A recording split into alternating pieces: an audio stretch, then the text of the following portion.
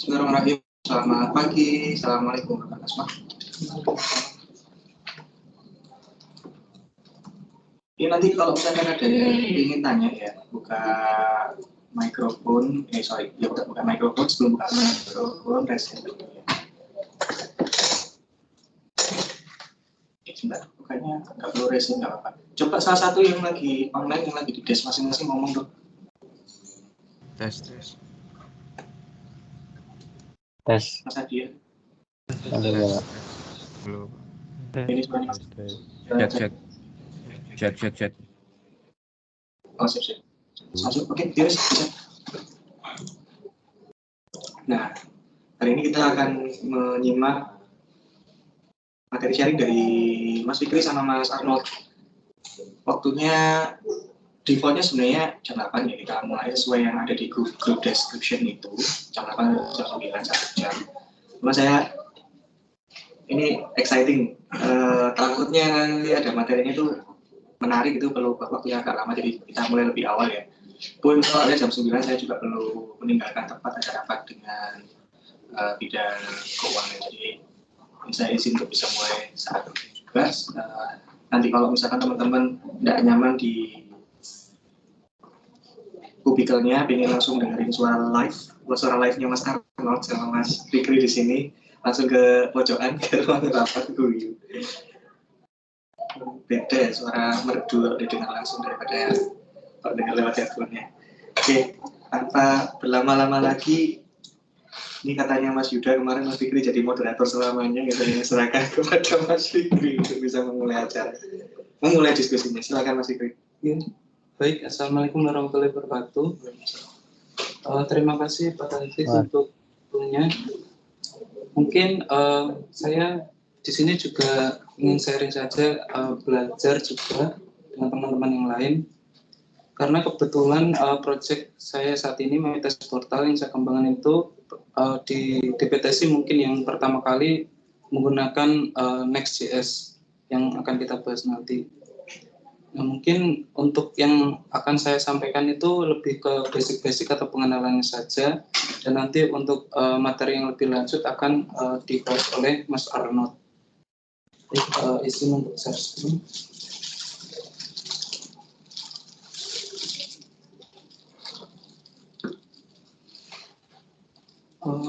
Baik, yang pertama kita memulai proyek menggunakan Next.js. Mungkin dari teman-teman di sini juga sebelumnya sudah tahu atau bahkan pernah menggunakan framework berbasis JavaScript lainnya. Nah, untuk kali ini kita akan membahas Next.js. Next.js sendiri itu dikembangkan dengan basisnya React dan dikembangkan oleh Vercel. Sama seperti framework lainnya, yang JavaScript itu tentunya menggunakan Node atau NPM, kita biasa mengenal. Jadi ada beberapa requirement ketika kita ingin memulai sebuah project menggunakan Next.js, yaitu kita harus menggunakan Next.js. Di sini yang saya gunakan versi 14.6 atau bisa yang lebih tinggi. Terus Node Package Manager-nya menggunakan versi 9, dan sistem operasi bisa menggunakan macOS, Windows. Jika Windows, saya sarankan untuk menggunakan Windows Subsystem Linux, atau mungkin bisa menggunakan Linux yang asli. Node itu sekarang sudah versi berapa yang paling baru, Mas? LTS-nya? 14 itu. Berarti ini ya, harus pakai yang paling baru gitu, Mas? Sebenarnya tidak, Pak. Cuma ketika saya menggunakan itu ini, jadi... ini lebih ke best practice ya, bukan minimum requirement berarti ya? Iya, Pak. Ya, recommended requirements, oke. 18 kan, LTS. Baik, yang pertama mungkin kita disarankan sudah menginstal Node.js dan npm pada Ubuntu. Mungkin ada untuk tutorialnya kita bisa mengikuti di postingan ini. Cuma karena di PC saya sudah terinstall, jadi saya tidak bisa mendemokan. Ini pakai apt-get ya? Okay. Kalau di Windows bukannya tinggal klik-klik gitu ya, pakai apa yang model installer ya. installer ya. Mungkin kalau teman-teman mau pakai Windows, tinggal install secara langsung.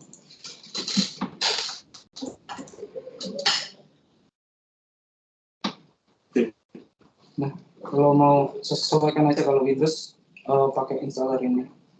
Namun karena saya memakai WSL, jadi misalnya saya cukup seperti ini, menggunakan installer JS sama install npm.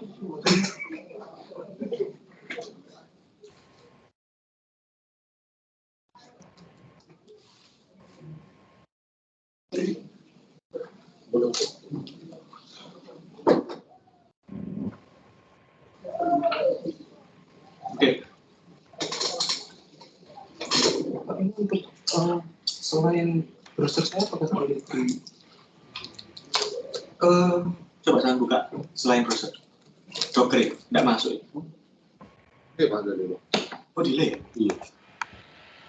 Ini buka Docker, buka apa? Bisa masuk. Oh ya. Oh, usernya bukan layar. Bisa main connect nanti Mas Kim?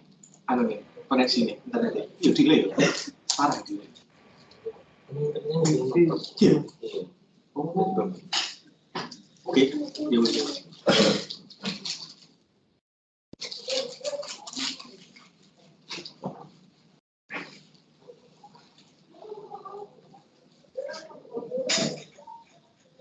Nah, mungkin jika teman-teman sudah menginstal Node.js sama npm bisa menggunakan saja Node version. Nah, kalau sudah terlihat versi dari Node tersebut, maka Node.js sudah berhasil terinstall.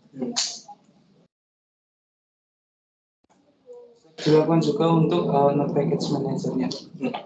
Jadi Node.js itu sekilas saja dia bertindak sebagai server JavaScript. Kalau untuk Node Package Manager itu memudahkan kita untuk menginstal library-library yang ada yang biasa digunakan di framework JavaScript. Sebenarnya ada yang lain, tapi paling universal kita menggunakan npm. Nah, jika kita sudah menginstal keduanya tersebut, kita bisa langsung menginstal atau mereplika project base dari Next.js. Nah, kita bisa menggunakan beberapa perintah seperti npx, yarn ataupun pnpm. Itu pilih salah satu saja. Nah, ini komen create next app itu sudah terintegrasi, jadi ketika kita menjalankan komen tersebut, maka akan terbuat sebuah project baru di folder yang kita miliki. Misalkan saja npx itu sama kayak npm gitu ya Mas? Iya. Mungkin bedanya ini Pak, kalau npm itu kita harus install React-nya secara global, tapi kalau yang pakai npx dia nggak perlu diinstal secara global. Bedanya itu. Jadi kayak kita create next app-nya itu secara temporary aja Pak kalau pakai npx.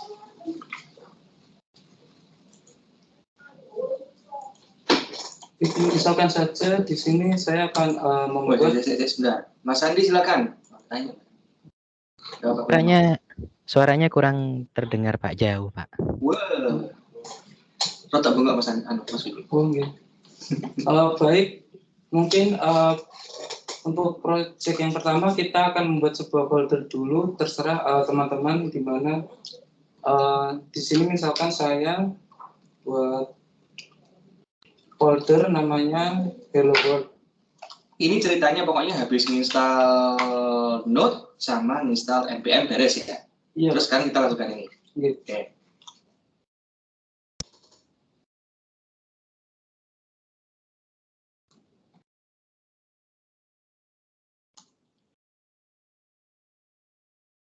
Nah, ketika sudah di direktori yang dibuat, di sini kita akan membuat project Next.js.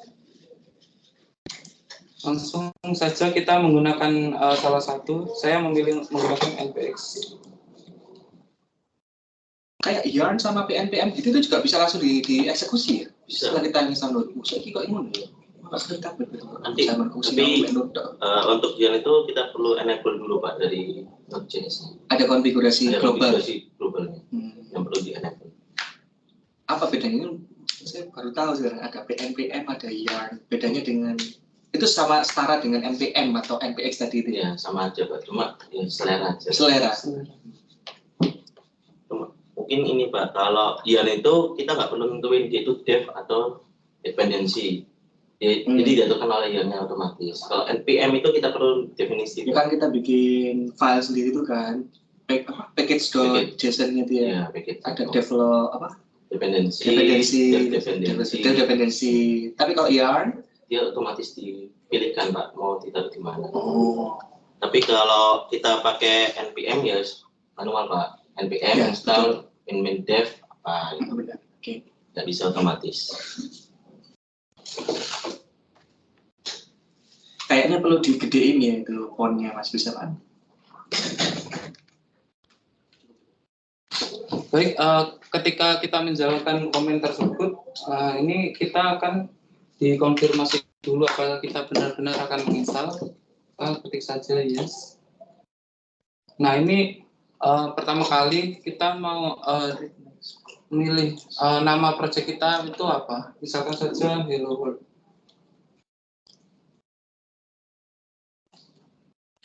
Nah ini karena Next.js itu terdapat dua pilihan, yaitu menggunakan bahasa TypeScript atau JavaScript. Maka pertama kali instalasi itu akan ditanya apakah Anda ingin menggunakan TypeScript atau tidak.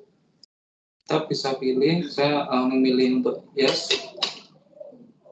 Nah selanjutnya apakah kita ingin menggunakan ESLint pada project ini?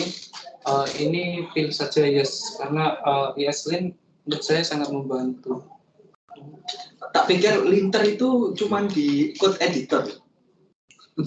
Kalau Next ini, kalau project JavaScript itu biasanya ini Pak, dia download linternya Pak, diinstalkan ke projectnya itu Pak. Konfigurasinya aja sih Pak. Jadi kayak konfigurasinya. ya nanti ini error. Terus itu, nanti apa kalau kita pakai VS Code, ya tetap pluginnya harus diinstal. Terus nanti dia akan mengecek konfigurasinya linternya itu.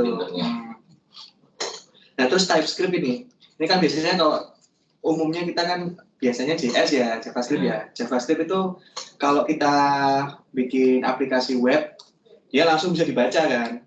Nah kalau TS kan mestinya nggak bisa ya. HTML tuh masa bisa baca TS kan enggak kan? Pada TS. Terus berarti ceritanya nanti pasti ada kayak compilernya dia gitu, bener ya? Iya. Ya, nanti kita lihat ya. Oh, saya harus sudah dulu.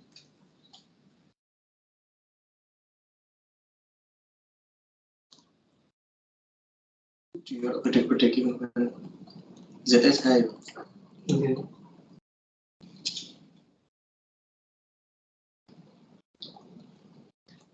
Next app itu adalah sebuah package yang membantu untuk generate boilerplate sesuai dengan ini kan ditanyain apa aja dia akan bikin boilerplate-nya gitu ya. Iya betul.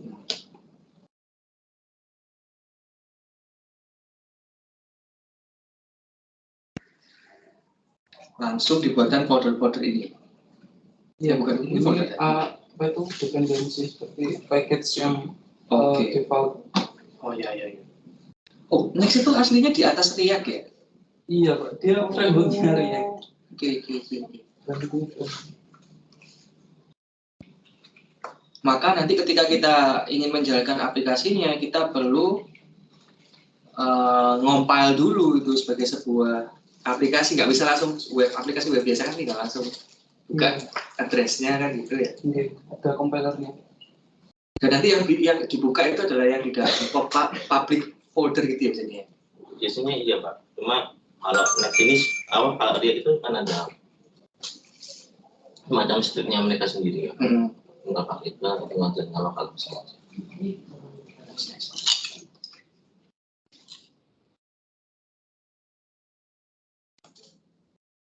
Oh ternyata pada saat kita create dibuatkan folder lagi oleh create next app-nya. Jadi kita pindah. Jadi aslinya tadi nggak perlu MKdir ya? Iya, Pak. Nah, ini untuk konfigurasi awal Next.js ketika kita sudah diinstalasi. Mungkin saya akan buka foldernya saja. Ini kan tadi pakai npx. Misalkan tadi kita pakai yarn ya Mas. Kalau pakai yarn berarti nanti nggak akan ada package.json gitu kan? Suara dari audiens. Oke. Tetap ada sih Pak, kalau mau pakai yarn, pakai npx ataupun pakai npm semua sama. Oke. Cuma bedanya kalau misal kita pakai yarn, nanti di situ nggak ada package log.json Pak, tapi berubah jadi yarn Lognya nggak ada ya? Oh, ya. yarn.log. Ini ya, super foldernya ya. JSON config.js. Tapi belum keluar satu file yang berekstensi TS ya? Sudah ada Pak. Jadi Di dalam untuk routing dari Next.js sendiri yang dibuat pertama kali adalah yang di dalam folder pages. di dalam pages itu yang TS-TS-nya. Oke. Yang diakses pertama kali adalah index.js. Ini yang akan menjadi index.js-nya nanti jika bakalnya. Untuk app sendiri ini merupakan seperti settingan global ya. Ya, jadi kan global. Jadi semua yang ditaruh di app TSE itu bakal dieksekusi di seluruh coding yang dibuka gitu Pak. Nanti ketika kita sudah compile ini aplikasinya, apakah kemudian akan ada index.js itu? Atau itu di balik layar? Ada, tapi seperti nama dan lain-lainnya itu dia Pak sudah. Oh, jadi suaranya.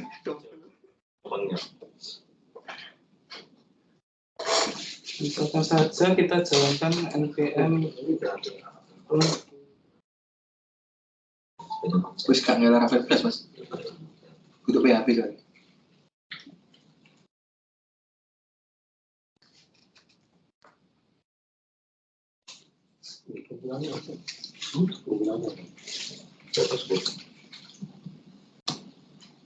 Itu, kok ya apa jelas namanya? Iya, sudah lama.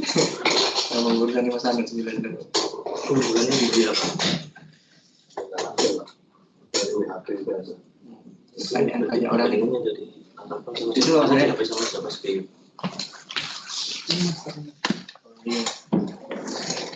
Microsoft Teams saya kok ada watermark buat.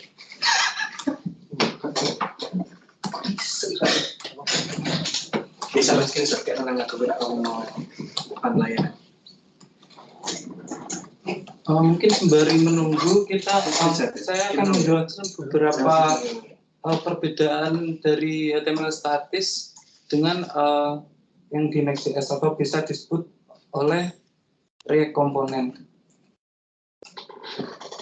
Nah, setiap file pada JS atau TypeScript tentunya memiliki satu atau beberapa fungsi utama. Jadi misalkan saja ada di sini ada fungsi untuk button success dan juga ada button error. Jadi kita itu bisa memanggil komponen ini pada komponen lain. Jadi karena berbasis React itu adalah kumpulan dari komponen-komponen yang lebih kecil. Jadi misalkan kita manggil button success itu pada file lain, maka dia juga akan tampil pada file lain tersebut. Ini kebalikan dari HTML pokoknya untuk menjalankan Next.js. Kalau di HTML biasa kita ada sebuah script pada HTML, yaitu script src dan sebagainya itu. Namun jika di Next.js itu ada HTML pada JavaScript. Jadi JavaScript yang akan merender HTML tersebut menjadi sebuah HTML statis. Nah kalau HTML nanti butuh JavaScript, Pak maksud saya kan? Iya. Terus berarti ya itu JS itu akan menjadikan. Jadi fungsinya harus dirubah gitu Pak, peletakannya gitu. Oke. Kita ngecek hal persatu. Nah untuk routing sendiri dari Next.js itu mendukung root yang berbasis file system. Jadi misalkan saja seperti yang dijelaskan tadi, page/indexes itu merupakan halaman yang pertama kali dibuka atau halaman induk. Ini kalau di folder sama yang tadi berarti yang index.tsx ya Mas ya konteksnya? Iya betul. Oke. Nah, misalkan saja ketika kita membuat sebuah file index.js pada folder about itu akan diakses pada URL itu /about. Jadi untuk routingnya itu sudah otomatis gitu. Nah, contohnya kita juga didukung oleh fitur dynamic routes. Misalkan saja paling enak kita mencontohkan untuk blog. Jadi mungkin kan blog biasanya bersifat dinamis, postingan satu dan postingan lainnya. Nah itu kita bisa membuat file dengan JavaScript ataupun TypeScript dan itu diberi kurung siku. Nah, struktur foldernya berarti ada nama file dengan kurung siku gitu? Iya Pak. Nah itu ketika kurung siku terus, nah ini post ID. Nah ini akan menjadi variabel nanti bisa diambil di codingannya. Jadi logiknya kalau mungkin kita mau ngambil ini kita di blog postingan berapa itu bisa diambil ID-nya. Caranya seperti itu. Nah, contohnya kita bisa mengaksesnya di blog /1 atau 2 ataupun bisa juga menggunakan kurung. Nah, misalkan saja untuk lainnya seperti profile. Ini kan username. Nah, itu URL-nya mengakses /username kalian terus /profile gitu. Nah, bisa lagi support yang nested routing. Nah, ini ketika dia menggunakan kurung siku terus diikuti dengan titik sejumlah 3. Nah, ini yang akan diambil itu seluruh subroutes selanjutnya.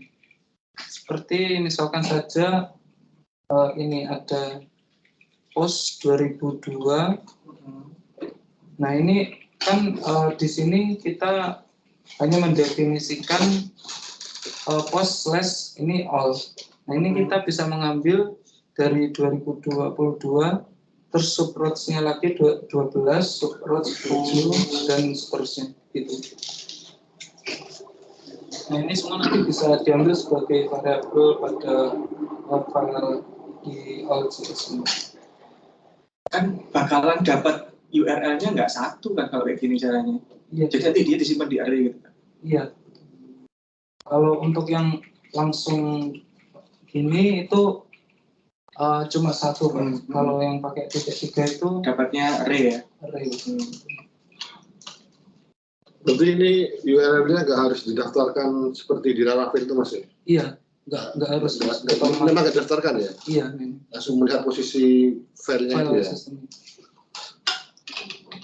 Nah, terus selanjutnya untuk name convention.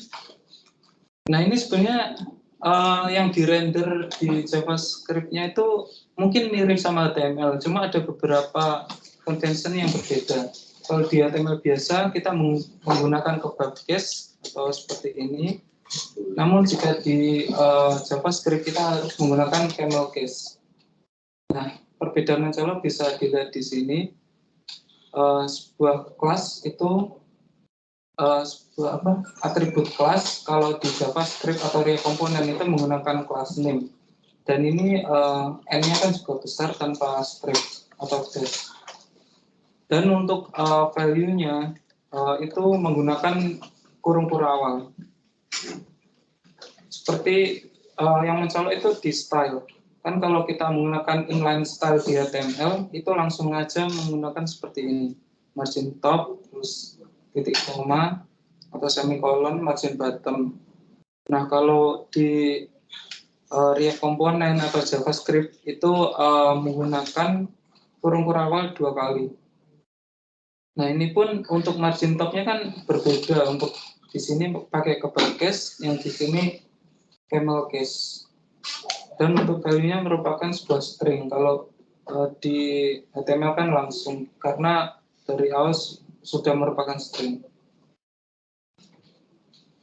Nah, ini untuk class name itu juga berlaku untuk yang lain-lainnya. Jadi kalau misalkan ada atribut yang menggunakan kebab case ini, dia di JavaScript menggunakan camel case. Maaf Mas, sepertinya saya tadi kelewat. Oh, ada contohnya ini di sini. Oh ya udah, lanjut dulu. Nah, selanjutnya React Component Rendering. Seperti yang sudah saya singgung tadi, di JavaScript itu kebalikan dari HTML. Jadi kalau HTML kan biasanya mengandung script. Nah, kalau di JavaScript kebalikannya, dia sebuah script yang akan merender HTML. Ini merupakan contoh yang sangat basic. Nah, untuk import seperti CSS itu bisa dilakukan di atas. Terus ini merupakan fungsi utamanya hanya ada satu, yaitu about. Nah, itu fungsi about itu nanti harus diekspor terlebih dahulu. Jika dia diakses file ini itu bisa tahu fungsi apa yang akan dirender. Nah, itu fungsi about. Nah, untuk fungsi about sendiri itu hasil akhirnya itu apa? Dia akan merender sebuah div yang berisi seperti ini. Terus bentar. Nah, ini yang mungkin dibingungkan tadi fungsi script. Ada JavaScript di dalam. Nah, biasanya kan kita menggunakan HTML biasa seperti ini. Betul. Ada head, terus body-nya ini, misalkan saja kita akan membuka alert. Nah, itu kan biasanya script-nya di bawah sendiri pakai function alert. Nah, kalau di JavaScript, nah itu sebelum di return itu kita bisa mendefinisikan fungsi apa saja. Nah, misalkan saja fungsi open alert di sini. Nah, untuk return-nya tetap kita menggunakan onClick. Nah, ini ada dua pilihan. Kita bisa, ini preferensi saja sih. Nah, jadi kita tidak menggunakan script seperti ini lagi karena file utamanya pun itu sudah JavaScript. Jadi kita tinggal definisikan saja fungsi tersebut di dalam fungsi about. Ada contoh yang pakai passing parameter nggak, Mas? Sebentar belum ada. Belum ya? Cuma nanti juga sama, tinggal di passing. Nah, ini yang tadi saya lewatkan. Nah, ini fitur yang mungkin menarik buat teman-teman developer. Dari Next.js sendiri itu sudah mendukung fitur hot reload. Jadi biasanya kan kita pindah halaman itu browsernya loading gitu kan. Nah, kalau menggunakan Next.js itu dia lebih merender ulang HTML di dalamnya. Jadi browsernya itu tidak reload sepenuhnya. Kayak di newsfeed itu kan ya, newsfeed Instagram kan, kalau kita buka yang lain baru dia. Misalkan saja, nah di sini untuk portal sudah menggunakan Next.js.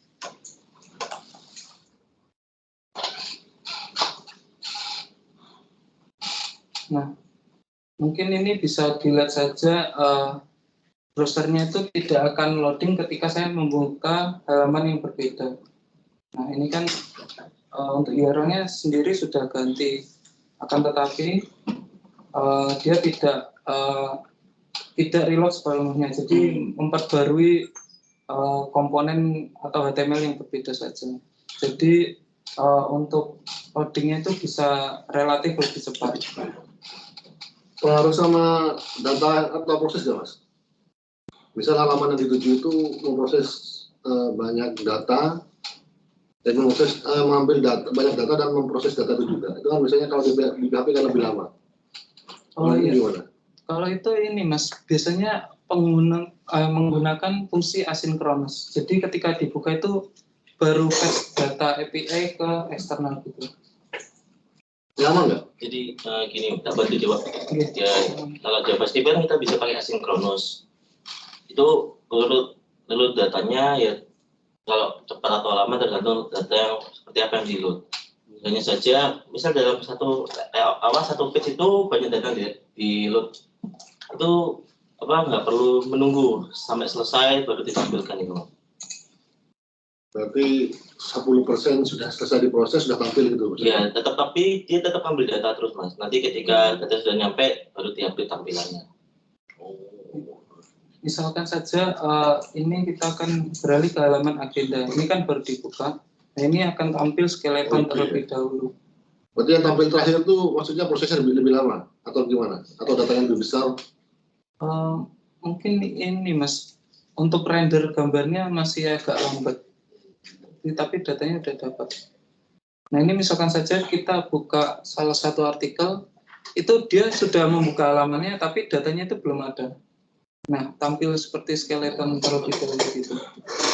Misalkan ini kan ganti seperti ini.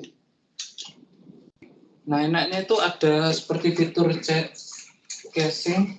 Jadi ketika dia sudah pernah dibuka itu dia nggak nge-paste data ulang. Jadi sudah tersimpan. Nah, ini kan tinggal artikelnya ada ganti karena sudah pernah terbuka.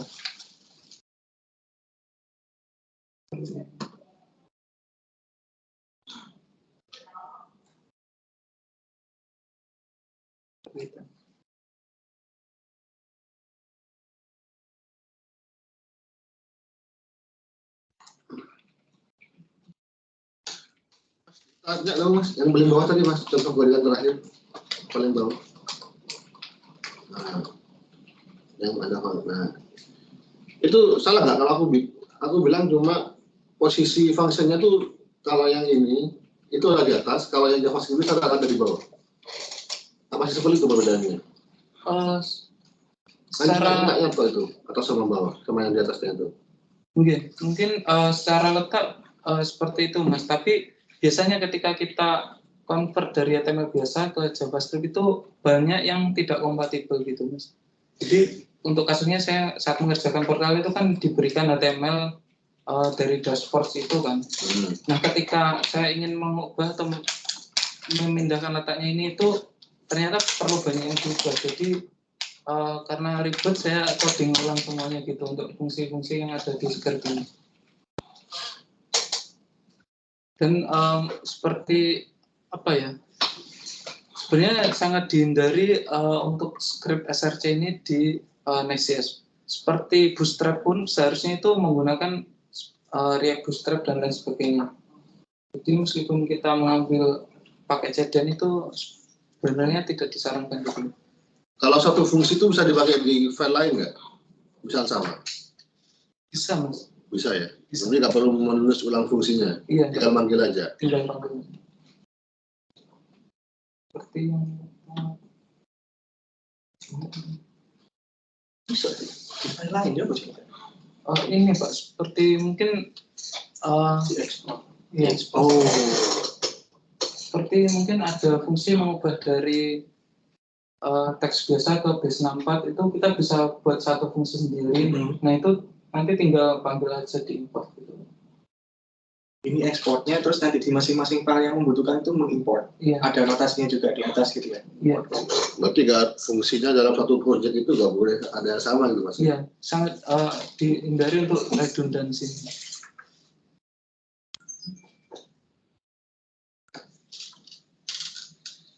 Satu file itu berarti satu file JS atau satu file PS itu bisa berisi fungsi, bisa berisi HTML itu berarti ya di sini.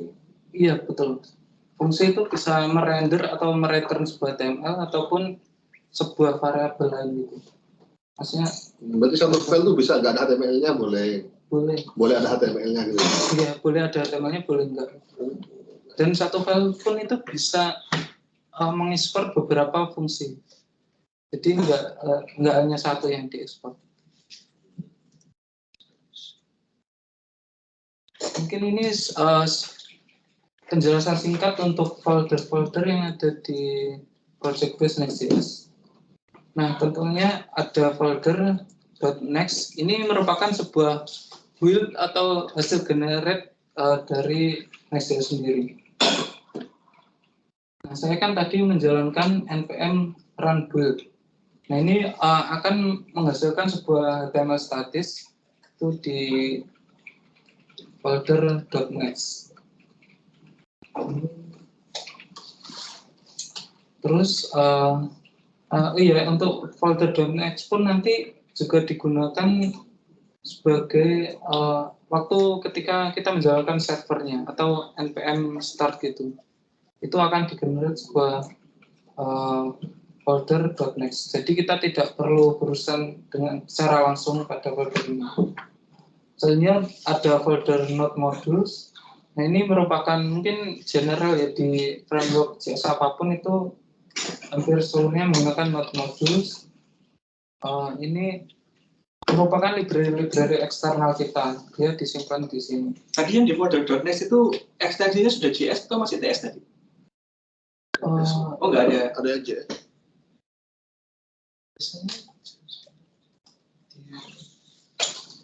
File yang di folder .next itu file buat HTML statis, Pak.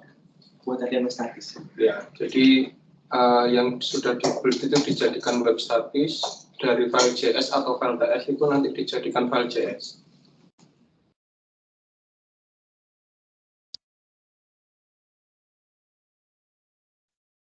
Mungkin bisa dilihat di yang portal, di inspect element.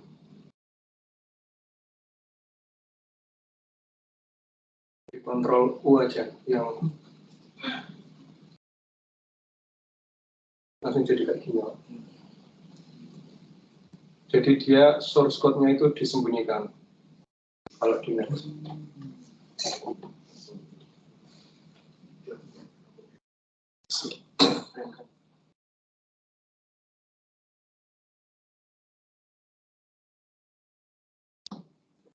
Mungkin seperti yang sudah saya jelaskan tadi, folder pages itu merupakan routingan utama.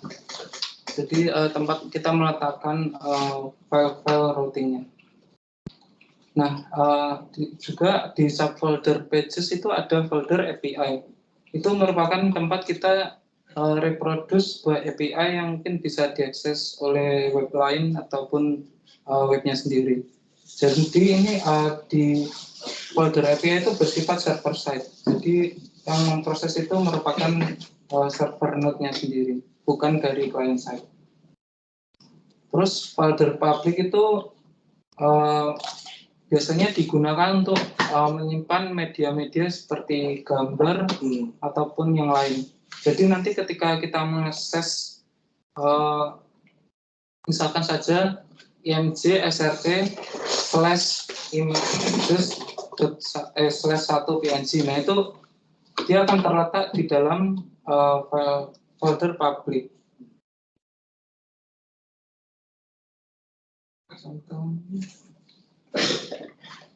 Nah ini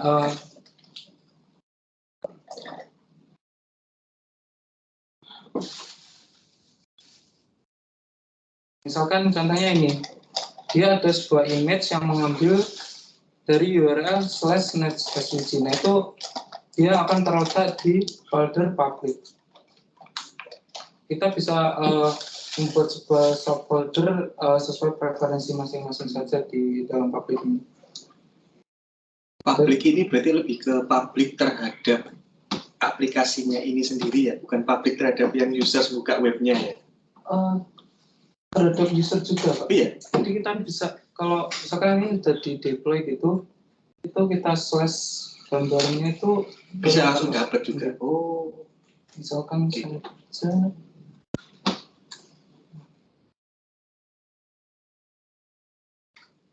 Nah, misalkan ini.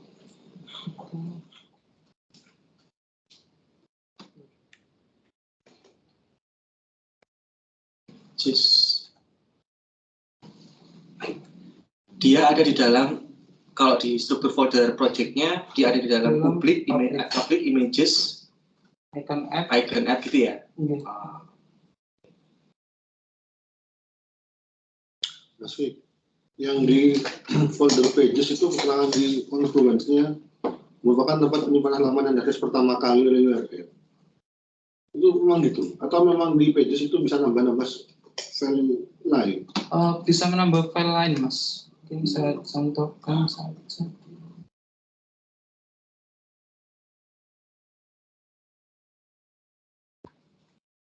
Ini mungkin untuk projectnya Portal. Ini di folder pages itu bisa kita tambahkan sesuai kebutuhan saja. Misalkan ini ada halaman admin index, itu di URL aksesnya juga /admin gitu. Kalau file pengumuman JS yang aksesnya /admin/pengumuman. Terus untuk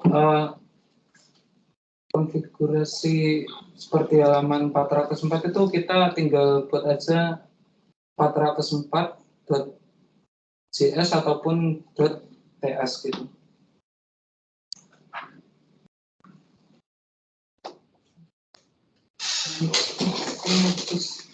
Mas untuk problemnya lanjut Pak. Nyaman dengan mesin. Udah moderator loh.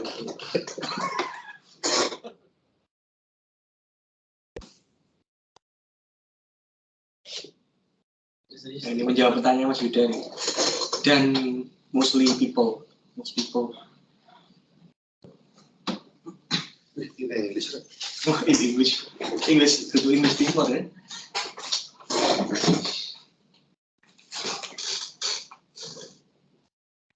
Nah, mungkin saya akan menjelaskan sedikit saja untuk kelebihan dan kekurangan Next.js. Yang pertama, performanya itu sangat tinggi pada waktu loadingnya. Ini mungkin artikel dibuat masih pada Next.js versi 12 yang menggunakan Webpack. Nah, sedangkan kemarin Desember itu baru rilis Next.js versi 13 itu menggunakan TurboPack. Nah, itu diklaim sendiri kecepatannya lebih tinggi.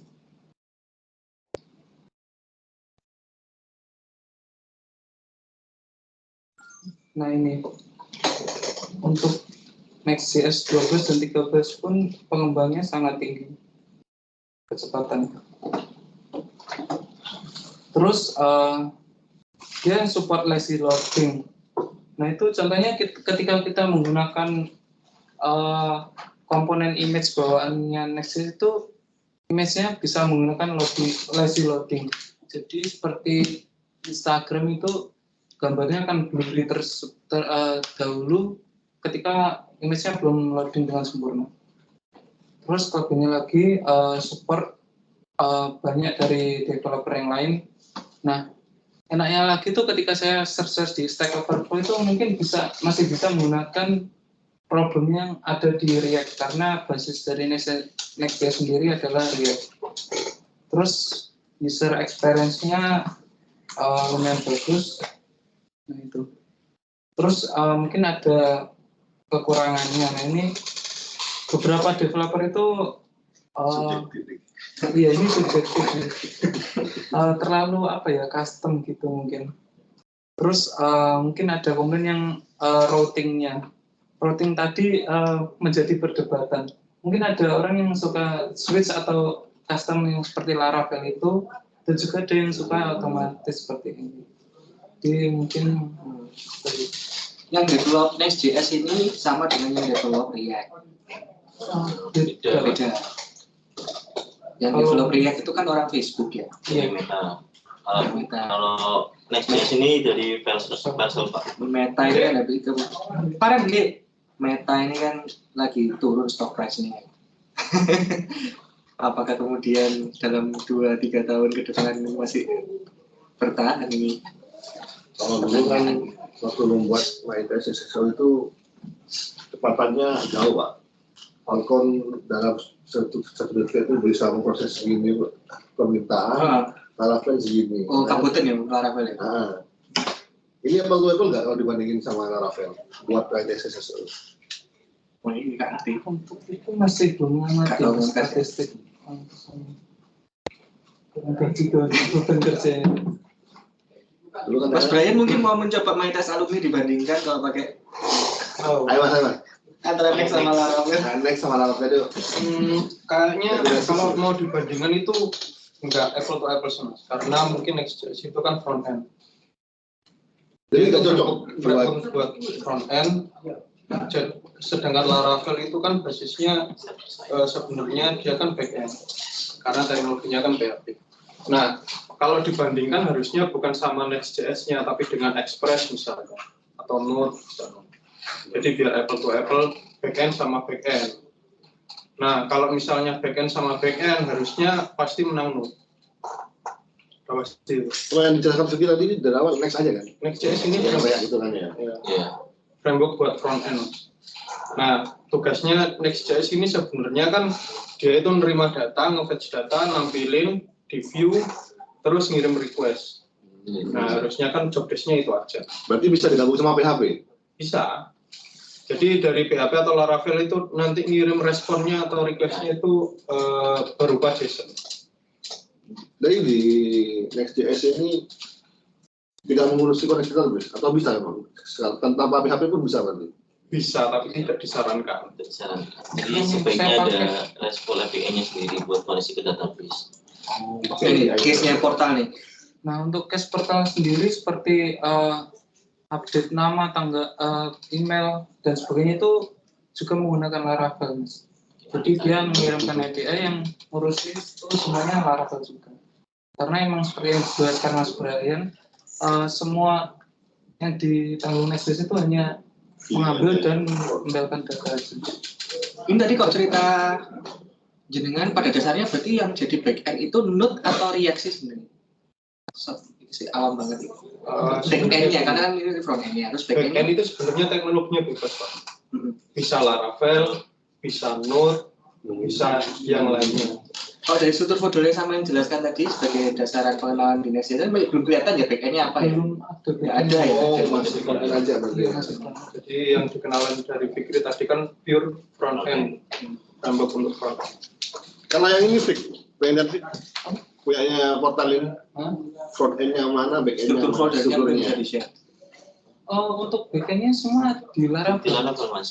Beda project. Iya, beda repo. Dari Beda beda Oh, project, API berarti ya. dari API. Jadi komunikasinya kan pasti lewat API. Cuma ada beberapa itu yang dilakukan secara server-side rendering. Jadi ya sedikit itu tetap ada yang dia berperan sebagai backend, Pak. Misalkan yang koneksi dengan SSO itu yang buat login itu, dia itu harus dijalankan secara server-side. Server-side authentication ya. Terus kan disimpan di portal itu sebagai Padahal itu fungsinya semuanya terletak di dalam foldernya Next.js-nya tadi ya. Maksudnya kan ekspektasi kita kan kalau mau autentikasi SSO kan codingannya server-side scripting ya. Kan bisa dilakukan di sini. Ya. Tapi kan ya karena itu konteksnya SSO sendiri kan API bukan? Bukan API ya. Secara konsep.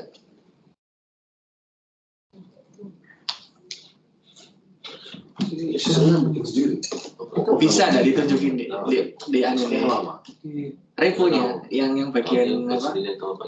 Autentikasi SSO di portal tuh. Mekanismenya apa?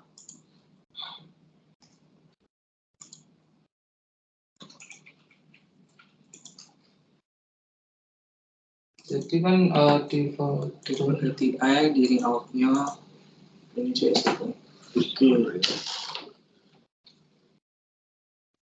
Ngapain gitu? Itu ya asynchronous request-nya itu berarti konsep API call bukan? Yep. Iya kan itu. Berarti aslinya SSO API. Ya tetap front end ini. Nggak ada server side itu. Pastinya. Sudah konsisten ya. Kalau server set-nya pakai yang lama apa begini lagi? gimana?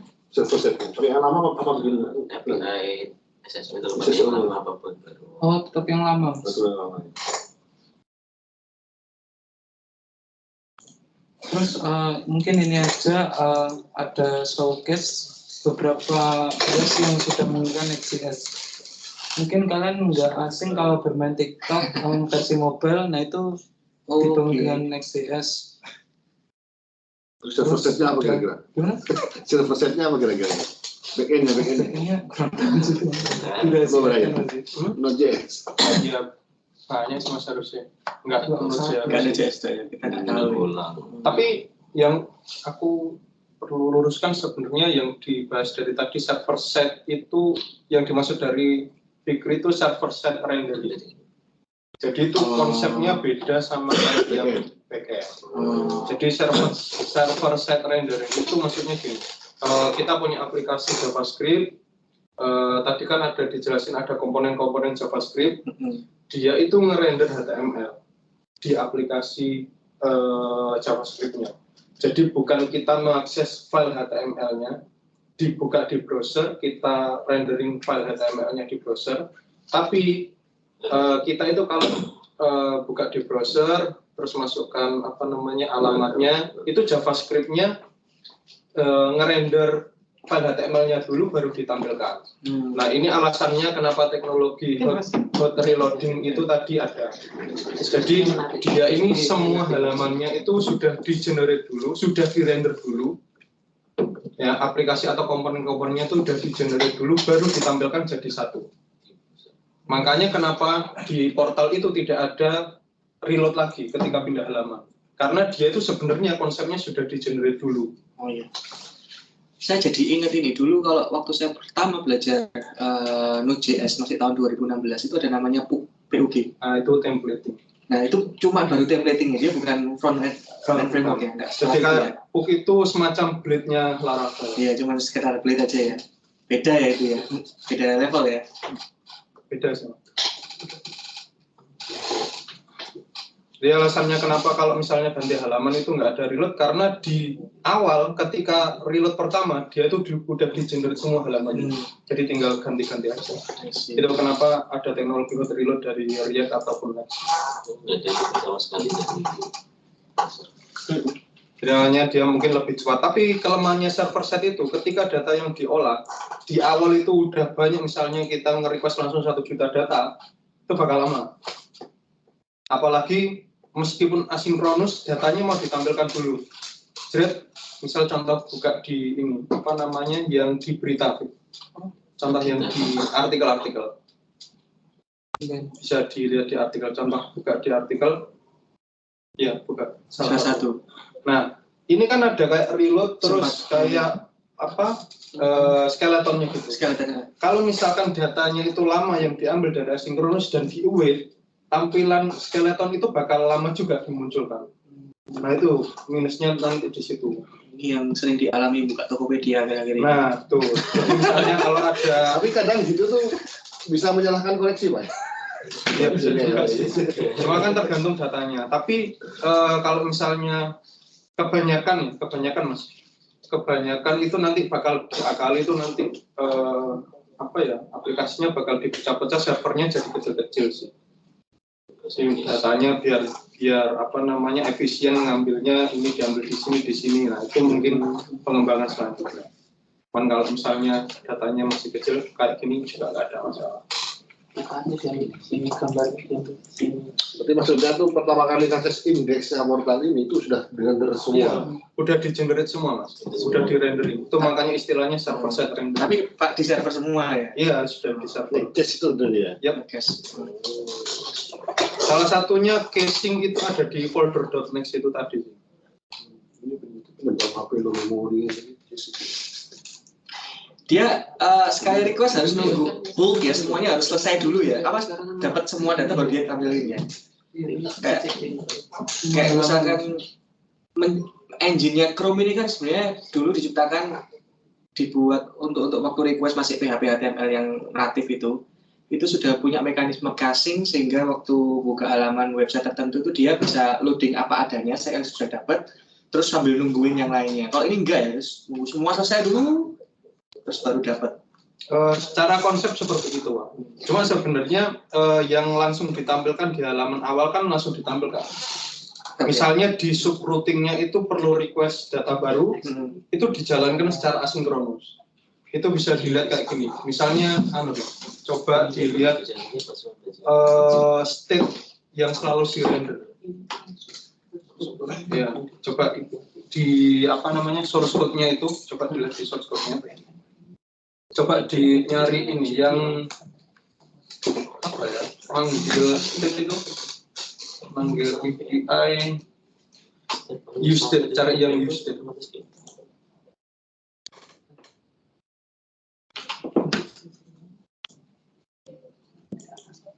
Nah, coba di log min date start, ditampilin log min date start.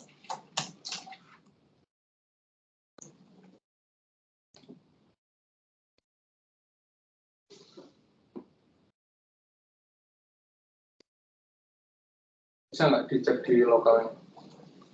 Enggak jalan. Oh, enggak jalan. Jadi coba dibuka source code-nya. Nah, konsepnya di React itu, Pak. Jadi setiap detik state atau variabel ini bakal selalu di-refresh. Nah, itu yang jadi bukan dari harus nunggu sekali terus ditampilin, enggak. Jadi dia itu mengcover di awal memang di-generate semua, tapi untuk data-data yang kayak data lokal atau data API, dia itu selalu menunggu kalau misalnya ada update. Jadi di satu sisi sudah ada yang ditangkap dari awal, dan dua, dia itu ngambil data yang selalu up to date. Dia selalu request data up to date. Jadi contohnya kalau di React itu ada state yang selalu diperbarui tiap detik, ini bakal di render terus. Termasuk kayak data API. Data API sekali dipanggil, tapi kalau misalnya ada action buat nge-hit API lagi, dia bakal selalu nunggu buat up to date.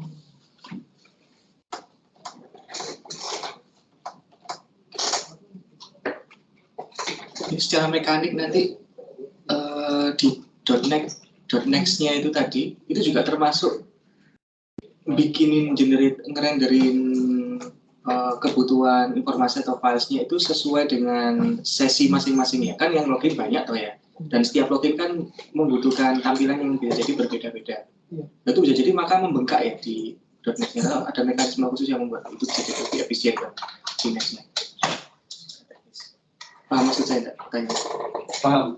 Tapi yang nge-case itu kan halaman HTML statisnya, Pak. Jadi kalau sudah ada orang pernah hit halaman blog, misalnya orang lain mau buka blog lagi kan tinggal ngambil case blognya tadi. Sama kayak YouTube lah. Di YouTube kalau misalnya sudah pernah ada orang yang melihat video A, itu bakal disimpan case-nya di misalnya di ini CDN-nya misalnya. Nah itu otomatis kan orang lain bakal tinggal ngambil aja. Canggih.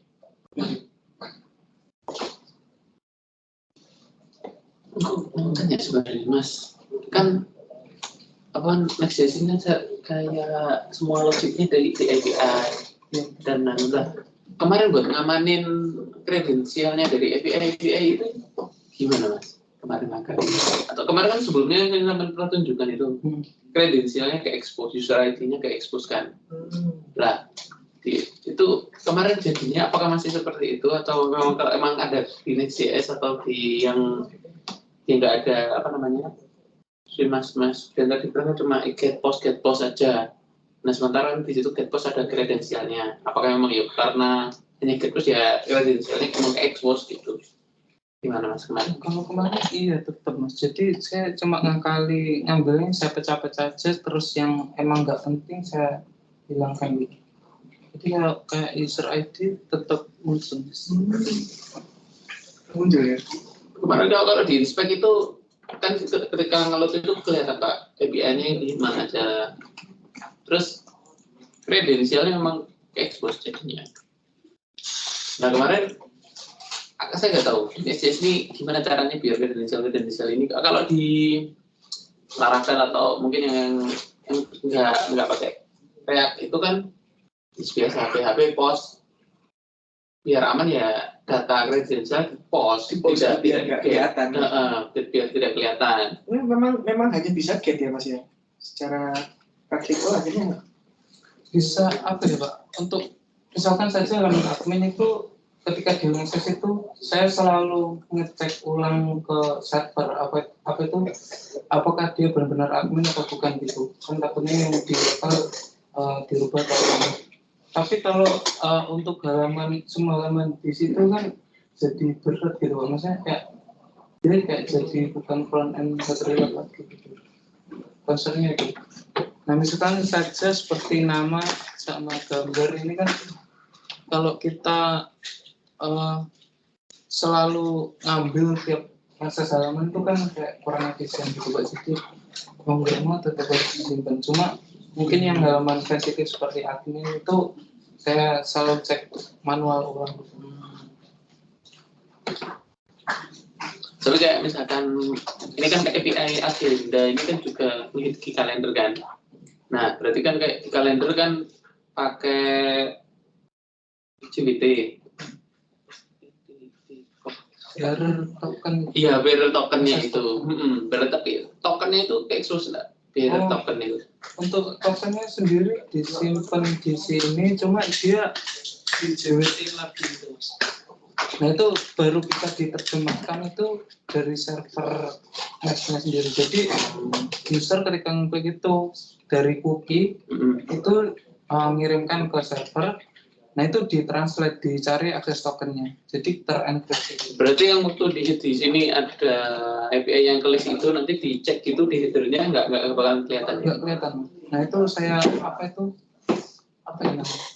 Jadi API dari client side itu dia mengangkat ke server side dulu baru ke API ITS itu biar dan juga biar nggak bisa diganti kayak user ID dan lain-lain. Iya. Kalau kan kalau ke expose user ID-nya kan ke expose. Nanti ada yang coba di Postman tokennya itu di. Jadi kayaknya itu dari klien itu nggak langsung ngehit ke API ITS, dia ngehitnya ke server dulu. Nah di situ dia ada pengecekan dari Jadi walaupun terekspos gini sebenarnya masih terbilang aman ya. Iya. Yang diekspos itu yang udah dienkripsi sih mas rata-rata. Kalau nggak tahu lagi kalau misalnya ada yang sengaja nggak dienkripsi ya nggak tahu lagi sih. Cuma defaultnya itu nanti kalau udah pakai JWT kan udah terenkripsi semua.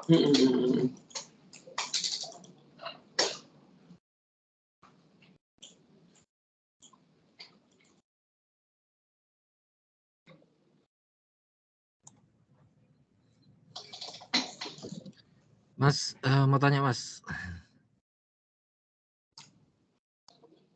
Kak Krubu ya? Tes. Mas Biziki deh. Ya, Muhammad Alfian. Begini lah. Monggo Mas. Iya, ini kita kan punya ini ya kasus biasanya kalau pakai data tabel itu ya kalau ngambil data buahnya itu kan ngeload lama gitu. Nah saya kok tertarik dengan lazy load-nya ini ya. Mungkin punya pengalaman atau mungkin punya contoh ya di portal ya ada data tabel gitu loh untuk ngambil data gitu loh Mas. Oh ini Mas kalau dari portal sendiri ada data tabel sendiri gitu. Dari portal sendiri itu tidak ada data yang jumlahnya sangat masif itu Mas. Jadi belum saya update. Jadi dari data tables yang saya gunakan sendiri pun itu loadnya masih enteng gitu. Jadi belum menemukan yang kasus mungkin yang loadnya berat. Tapi sebenarnya itu bisa diakali untuk cara pengambilannya. Kalau di Next.js itu lebih fleksibel atau mungkin lebih banyak cara gitu Mas selain data tables. Tapi untuk praktek secara langsung sebetulnya saya masih belum pernah. Oke Mas, terima kasih Mas. Mungkin sampai pernah Mas. Coba kasus tadi. Mungkin tak Mas pakai ini kalau data tabel Materi utama belum berbicara. kalau data tabel itu pakai server side jadi query-nya kita bikin sendiri. Jadi mulai dari biasanya biar data misalnya 1 juta gitu. Ketika load awal itu select top 10 biasanya defaultnya kan 10. Nah itu nanti di situ ada parameternya kayak drawingnya draw itu apa gitu. Terus nanti ada length-nya. Jadi itu nanti parameter itu yang dimasukkan ke query-nya. seperti gitu. Tapi kalau sebenarnya dari Next.js itu sudah handle kayak gitu sih. Coba dilihat dokumentasinya Next.js. Itu ada incremental static regeneration kalau nggak salah ISR. Nah itu. Jadi kan ada tadi udah bahas SSR kan. Ini ada ISR. Coba di bawahnya lagi. Nah ini. Bawahnya. Atas ini. Any request to the page. Nah ini. Jadi kayak gini Mas. Sebenarnya konsepnya kan sama tadi yang sama di Mas Ali tadi kan.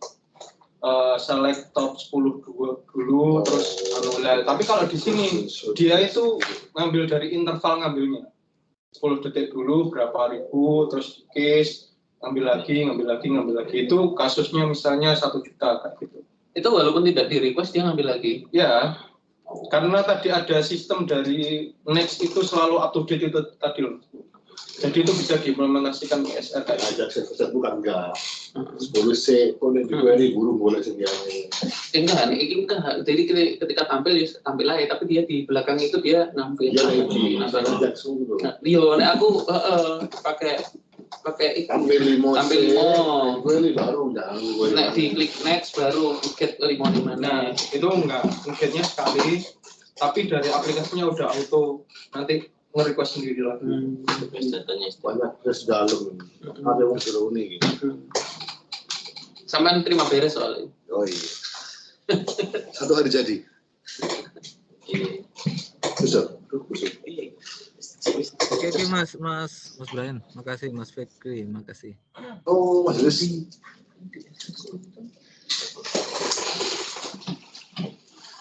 Segmen. Itu betul. Mas, kamu kok nggak ngomong Mas? Malah mangan.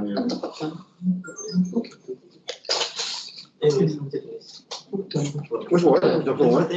Media teknik itu. Media teknik next. Enggak praktek, betul yang praktek ya? Belum praktek. Iya, enggak ada. Coba itu.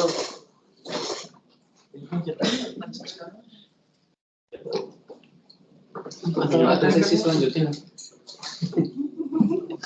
Oke, kode sama. Saya style guideline Pak. Deadline. Ya lanjut pekan depan aja ya. Kita cukupkan dulu. Pekan depan lanjut lagi oleh pemateri utama Mas Arnold ya. Terus kita sayang sekali ini Mas Arnold belum bisa naik panggung untuk ini. Disimpan dulu tenaganya. Ini saya mohon maaf, saya perlu cukupkan karena kebetulan saya juga perlu ada rapat jam 9 di BK. Terima kasih teman-teman sudah berkenan bergabung, baik yang hadir di ruang rapat sekarang, offline maupun yang mendengar dari kubikel masing-masing. Ketemu lagi pekan depan insya Allah. Selamat pagi, Assalamualaikum warahmatullahi wabarakatuh. Waalaikumsalam. Waalaikumsalam warahmatullahi wabarakatuh.